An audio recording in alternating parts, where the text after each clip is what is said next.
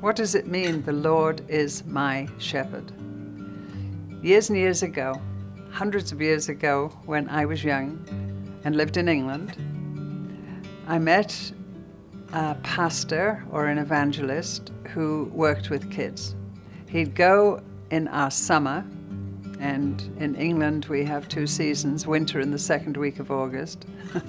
There's very little sunshine, but he would take a tent, put it up on the village green, and work with children, fill it with children. It's sort of like camp that comes for a week. And he told me a story about this. He said it was getting to be winter, and he got a call from Scotland, which is right up at the top of England, a long way away from where he was.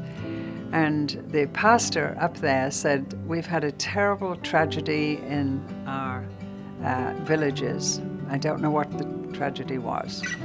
But would you come and just put your tent up? It's getting to be winter and really bad. But the children are just devastated by this. We've lost some of our children in the village. And so he said, well, okay, if the snow doesn't come, and up he came. He was coming into the village. He looked to the right in the field, and there was a young man, probably about 12 or 13, looking after sheep and goats. He put down the window and he said, I want you to come to my meetings, young man. Can you get someone to look after the animals? I'm going to talk about the Lord is my shepherd. And you're a shepherd, and I think you need to hear this. He said, well, I'll try. And he did, and he came. Our friend did a very simple thing for the week. He had 5 days up there.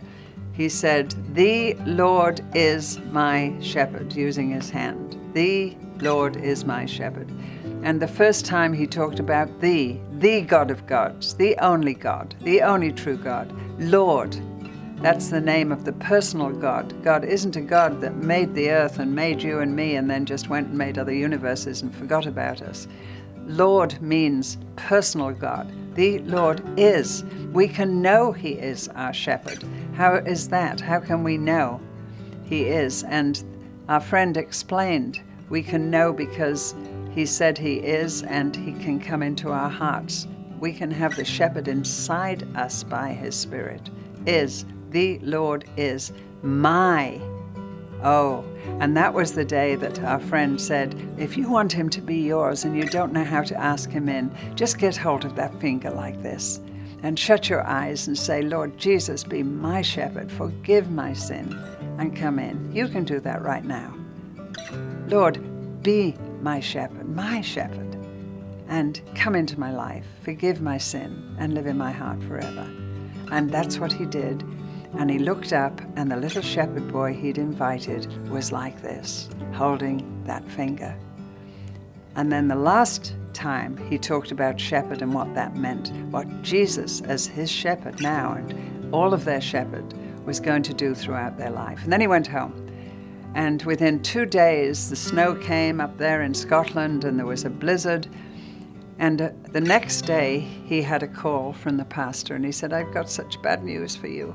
Remember that little boy, the shepherd boy? Well, he was back looking after the sheep, and the snow came, and he didn't have any light, and he ran out of the fold to look for the shepherds because he hadn't brought them into the fold. He didn't know it was going to be a blizzard, and he could hear them baaing and everything. And in the morning, we found all the sheep dead, and we found his little body. He'd died. The pastor was devastated, and he said, oh, I am so sorry. But, said the pastor in Scotland, I have a question. It was funny. Maybe you know. He was like this. He was holding this finger. My. Oh, said our friend. He's in the heavenly fold. And he explained to the pastor what he'd been teaching. The Lord is my shepherd. And Psalm 23 ends, he will take us to his fold forever. In the Psalm 23, you can get a Bible and read it all. You'll see what your shepherd will do for you. Now he is. If you want him to be your shepherd, you don't need to hold your finger. You can bow your head and say, I want you to be my shepherd, forgive my sin, and come into my heart. And he has, if you prayed that prayer.